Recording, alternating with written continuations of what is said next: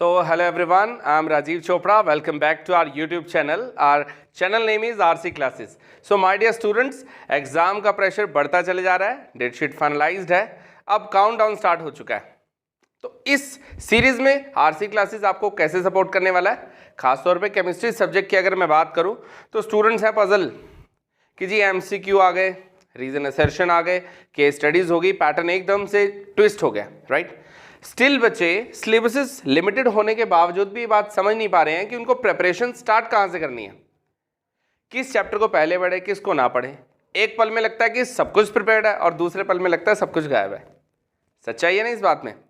तो कोशिश करते हैं इस स्ट्रैटेजी पर आज हम बात करेंगे जिससे आप लोगों का पोर्शन जो है थोड़ा इजी हो सकता है. एटलीस्ट चेन तो बन जाएगी ना, किस पोर्शन को हमें कब पढ़ना है, किस पोर्शन को पहले पढ़ना है और किस पोर्शन को बाद में पढ़ना है. खास तौर पे ऑर्गेनिक और न्यूमेरिकल जैसे पोर्शन को हमने कैसे टैकल करना है.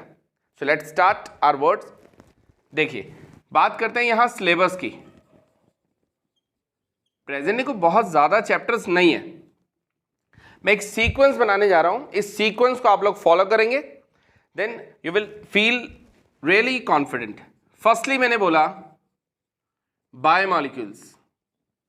हम बात करें टर्म 1 की बेसिकली, तो उस टर्म 1 के लिए सबसे पहले स्टूडेंट जो है वो काम कर सकते हैं बायोमॉलिक्यूल चैप्टर पर.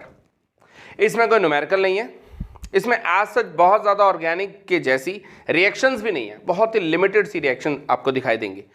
कह सकते हैं कंपैरेटिवली छोटा चैप्टर है, इजी चैप्टर है. इसमें क्या पोर्शन ऐसा है जिस पर आपको सबसे ज़्यादा फोकस करना है, दैट इज योर कार्बोहाइड्रेट्स.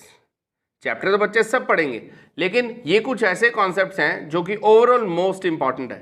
अगर जिन बच्चों का कार्बोहाइड्रेट्स का पोर्शन स्ट्रांग हो गया तो उनका बायोमॉलिक्यूल चैप्टर जो है वो पूरी तरह परफेक्ट हो सकता है. हाँ, कोशिश ये करना कि ये ना हो कि सिलेबस ही पढ़ते रह जाएं, ये ना हो कि सीक्वेंस ही फॉलो करते रह जाएं टॉपिक्स की. उसके अलावा आपको क्वेश्चन प्रैक्टिस भी करनी है. मैं कहता हूँ शॉर्टकट में समरी पढ़ो, बने मेरा नोट्स को फॉलो करो, उसके जस्ट बाद एक सैम्पल पेपर, कोई भी एक सैम्पल पेपर उठा करके कुछ क्वेश्चन जरूर टच में लाओ. टॉपिक वाइज पढ़ना सबसे बेस्ट पॉलिसी होगी. प्रोटीन्स पढ़ा, कुछ क्वेश्चन कर लिए, कार्बोहाइड्रेट्स पढ़ा, कुछ क्वेश्चन पढ़ लिए, न्यूक्लिक एसिड साथ साथ उसके क्वेश्चन की प्रैक्टिस कर लिए. कुछ इस तरीके से चीजें आसान हो सकती हैं. इसके बाद मैं बात करता हूं पी ब्लॉक की. लो जी, थियोरेटिकल पार्ट है. थियोरेटिकल पोर्शन में भी पी ब्लॉक में सबसे मेजर पार्ट जो है that is a structure oriented. तो सबसे पहले क्या करोगे, स्ट्रक्चर्स पर फोकस करोगे, राइट. उसके बाद देखो क्या पोर्शन है जहां आपके मार्क्स सिक्योर हो सकते हैं. यहां हाफ रिएक्शन की प्रैक्टिस करनी है. स्ट्रक्चर्स पढ़े, हाफ रिएक्शन की प्रैक्टिस, स्ट्रक्चर से आपको काफी हेल्प मिलने वाली है हाफ रिएक्शंस में. उसके जस्ट बाद थ्योरी को पढ़ना है, रीजंस पे काम करना है, क्योंकि रीजनिंग स्टिल थोड़ा थोड़ा ट्विस्ट होती रहती है. प्रिपरेशन की बात करते हैं, इसी प्रिपरेशन भी आती है, बच्चे पजल क्या पढ़े क्या ना पढ़े. तो मैं बोल रहा हूं कि जैसे कॉन्टैक्ट प्रोसेस हो गया, राइट, इसी तरह कुछ हाबर प्रोसेस हो गया, कुछ पॉइंट्स पर हमने सेलेक्टेड तरीके से बात करनी है और हाफ रिएक्शंस को फोकस करना है. डन. पी ब्लॉक का पोर्शन कवर अप हो सकता है, ईजी रहेगा. सबसे पहले इनको सेफ एंड सिक्योर कर लो. फिर हम बात करते हैं किसकी, सॉलिड स्टेट की. सबसे पहले बच्चे सॉलिड स्टेट पढ़ते हैं, बार बार पढ़ते हैं, 1000 बार पढ़ते हैं, स्टिल लगता है कि सॉलिड स्टेट में उतना कॉन्फिडेंस क्यों नहीं आता. बच्चे न्यूमेरिकल्स को फोबिया समझते हैं. इसमें मैं मोस्ट इंपॉर्टेंट टॉपिक लिखता हूं जिसके बिना आज तक एग्जाम नहीं बना, that is called density of the solid, right. Point is that कि डेंसिटी का कॉन्सेप्ट तो क्लियर है सर, स्टैंडर्ड वैल्यूज भी क्लियर है, फॉर्मूला लगाया, वैल्यू पुट की, ओके. अटक गए कहां, कैलकुलेशन पर. कैलकुलेशन जिस बच्चे ने परफेक्ट कर ली तो उसका यहां पोर्शन जो है वो स्ट्रांग हो सकता है. इसके अलावा तो छोटे छोटे न्यूमेरिकल है, मेजर तो यही है जहां पर अटकते हैं बच्चे. मैं प्रीवियस ईयर की बात करूं ना, प्रीवियस 10 ईयर्स की बात करूं तो भैया डेंसिटी के बिना आज तक एग्जाम नहीं बना. 100% श्योरिटी वाली चीजें यहां लिखी जा रही हैं. फोकस करना, फेथ करना, फायदा रहेगा. डेंसिटी के न्यूमेरिकल को सॉल्व करते हुए दो बातों का खास ध्यान रखना है. सबसे पहले ये जो एज लेंथ गिवन होती है ना डेंसिटी के न्यूमेरिकल में, वहां उसकी यूनिट को केयरफुली चेंज कर लेना, सेंटीमीटर तक कर लेना. उसके बाद ए क्यूब की वैल्यू को पहले ही सॉल्व कर लो, ए क्यूब की वैल्यू को पहले ही सॉल्व कर लो. उसके बाद डेंसिटी के फॉर्मूला में पुट करोगे तो कैलकुलेशन ईजी हो सकती है. तो ही एक बात कि हमने एज लेंथ पर सबसे पहले काम करना, यूनिट को चेंज करना, सेंटीमीटर तक ले जाना. दूसरी बात, दूसरी बात क्या है कि डेंसिटी को न्यूमेरिकल की कैलकुलेशन करते हैं जहां बच्चे अटक जाते हैं, जहां बच्चों के आंसर परफेक्ट नहीं आ रहे, डेसिमल का हेरफेर हुआ और मिसमैच हो गया। तो जी जब भी डिवीजन करते हो सबसे पहले 10 की पावर्स पे काम करोगे और डेसिमल को रिमूव नहीं करोगे।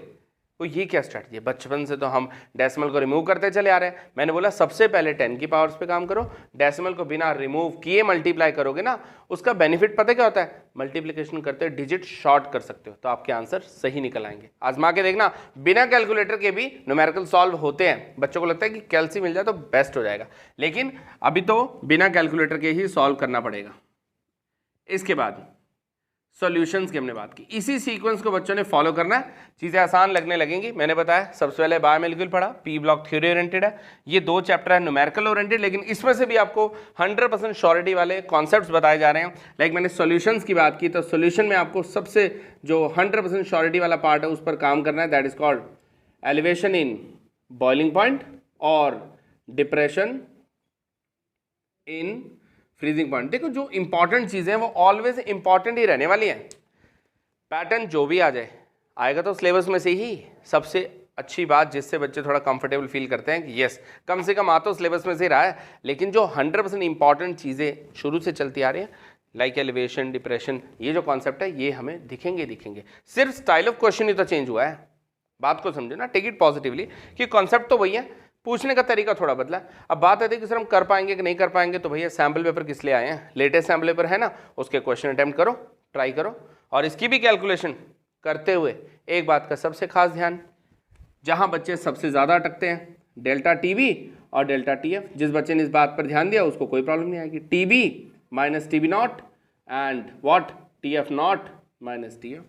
मैं बोलता हूँ बड़ी वैल्यू माइनस छोटी value, TB minus TB naught. इसके रिवर्स पॉइंट की बात करें 0 डिग्री और -2 में से 0 टेम्परेचर की वैल्यू ग्रेटर है। 0 और -2 में से 0 वैल्यू टेम्परेचर की ग्रेटर है, तो TF नॉट माइनस TF, ये उल्टा आ गया एक दूसरे का। जिस बच्चे ने ये समझ लिया उसके लिए चीजें आसान होने वाली। यहाँ TB क्या होता है? This is called boiling point, और TF को, ओनली TF को क्या बोलेंगे? Freezing point. चलिए ये बात तो समझ में आ गई। अब तक मैंने बता दिया सबसे पहले बायोमोलिक्यूल पोर्शन बच्चे आसानी से पढ़ सकते हैं, फिर पी ब्लॉक पर काम करेंगे। स्ट्रक्चर्स, हाइब्रिडाइजेशन का कॉन्सेप्ट डिटेल में करना है, 100% कंफर्मेशन है कि भाई बहुत सारे कॉन्सेप्ट्स, बहुत सारे क्वेश्चंस में स्ट्रक्चर्स का रोल दिखाई देगा। सॉलिड स्टेट को करते हुए डेंसिटी को बिल्कुल इग्नोर नहीं करना, सोल्यूशन करते हुए इन 2 कॉन्सेप्ट पर सबसे ज़्यादा फोकस करना। रही बात अब ऑर्गेनिक केमिस्ट्री की, लो जी ऑर्गेनिक का नाम आते ही बच्चों को चक्कर आना स्टार्ट हो गया। ऐसे ही है, क्योंकि 11th में तो ऑर्गेनिक पढ़ी नहीं ढंग से। अब क्या करें? अब पूरी ऑर्गेनिक तो नहीं कर पाएंगे, टाइम बहुत लिमिटेड है, तो फिर भैया ऐसा करो कि ऑर्गेनिक केमिस्ट्री में ना सबसे पहले इस पोर्शन पर काम कर लो। मैं इसमें दोनों चैप्टर की कलेक्टिव पॉइंट पर बात कर रहा हूँ, चाहे वो हेलोएल्केन है या वो एल्कोहल्स है, मैंने शॉर्टकट में लिख दिए, राइट। 2 चैप्टर ने इसके, राइट, 5th भी और 6th भी इसी के अंदर मर्ज हो गया। तो हेलोएल्केन और अल्कोहल फिनॉल में से सबसे पहले आप लोग ऐसा काम करेंगे कि IUPAC नॉमेनक्लेचर पर फोकस होगा, राइट। मैंने बोला SN1 एंड SN2 का कॉन्सेप्ट बिल्कुल इग्नोर नहीं कर सकते, फॉर श्योर हमें मिलने वाला है। रही बात नेम रिएक्शंस की, लगभग 10 से 11 ही नेम रिएक्शन है, बहुत ज़्यादा नहीं है, डोंट वरी। 2 चैप्टर हैं और इनमें हमें नेम रिएक्शन दिखाई देंगे, ओनली 10 to 11 इनकी प्रैक्टिस अलॉन्ग विद एप्लीकेशन। ये ना हो कि सिर्फ हमें राइमोटर्मन रिएक्शन पढ़ी तो जी फिनॉल इंटू सैलिसिल्डिहाइड हुआ, बात खत्म। क्यों हुआ, कैसे हुआ, कैसे कन्वर्ट होगा, उसकी एप्लीकेशन ना पता लगे, सैंपल पेपर का हेल्प होगी। स्टिल आपको ऐसा लगता है कि नहीं सर हमें इसकी रिक्वायरमेंट है, क्या ऐसे भी कुछ पॉसिबल है कि कोई ऐसी वीडियो आ जाए जिसमें हमें नेम रिएक्शंस आप पढ़ा दो? क्या ये पॉसिबल है कि इन सब कॉन्सेप्ट्स पर आप ही काम करा दो? तो बिल्कुल पॉसिबल है भैया। अपना फीडबैक आपको कमेंट ऑप्शन के थ्रू देना होगा ताकि हम और ज़्यादा एफर्ट करें और अपकमिंग वीडियो में इन सब कॉन्सेप्ट्स के लिए भी कुछ ना कुछ एफर्ट लगाए जाएँ। बेटर रहेगा कि नहीं? तो ये मैंने कुछ पॉइंट बताए जिनसे आपका ये ऑर्गेनिक का पोर्शन भी ठीक ठाक हो सकता है। और सबसे आसान बात जो है वो है प्रॉपर्टी ओरिएंटेड कॉन्सेप्ट्स, राइट।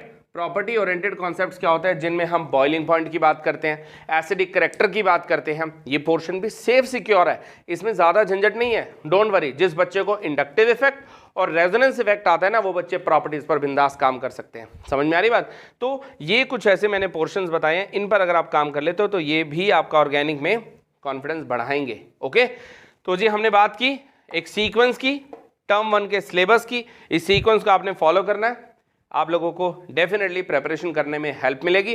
किसी तरह का कुछ भी आपकी ऐसी रिक्वायरमेंट है, आपको ऐसा लगता है कि और एफर्ट्स की नीड है जी, आरसी क्लासेस चैनल की ओर से हमें कुछ प्रोवाइड किया जाए, स्पेशल प्रिपरेशन की जाए, तो हम कुछ और एफर्ट्स का प्लान कर रहे हैं कि ड्यूरिंग एग्जाम जितने भी डेज का आपका ऑफ रहेगा, पर्टिकुलर सब्जेक्ट के लिए आप तक लाइव क्लासेस अवेलेबल रहेंगी। हम लोग स्लॉट फिक्स कर देंगे, उन पर्टिकुलर आवर्स में आपको लाइव प्रिपरेशन भी कराई जाएगी, जिससे काफ़ी नीडी स्टूडेंट को इससे बेनिफिट मिल सकता है।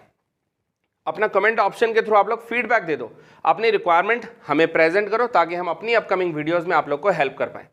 आप जिस भी मोड के थ्रू हमें फेसबुक पर देख रहे हैं, हमें इंस्टाग्राम पर ऑब्जर्व कर रहे हैं, या यूट्यूब पर आप अवेलेबल हैं इस टाइम हमारी वीडियो को देख रहे हैं, तो हमें फॉलो कर सकते हैं। इंस्टाग्राम पर हमारा फॉलो करने के लिए चैनल नेम है, page name that is RC Classes _505, right. और यूट्यूब पर अगर आप हमारी इस वीडियो को देख रहे हैं तो हमारा चैनल नेम है RC Classes, बहुत ईजिली आपको ये दिख जाएगा चैनल। हमारे इस वीडियो को, छोटे से एफर्ट को आप अप्रिशिएट जरूर करिए, लाइक शेयर सब्सक्राइब जरूर कीजिए। होपफुली हमारी अपकमिंग वीडियोज़ में हम और कुछ बेस्ट टू बेस्ट वीडियोज़ आप तक लेकर आएंगे। Thank you so much, thanks for watching.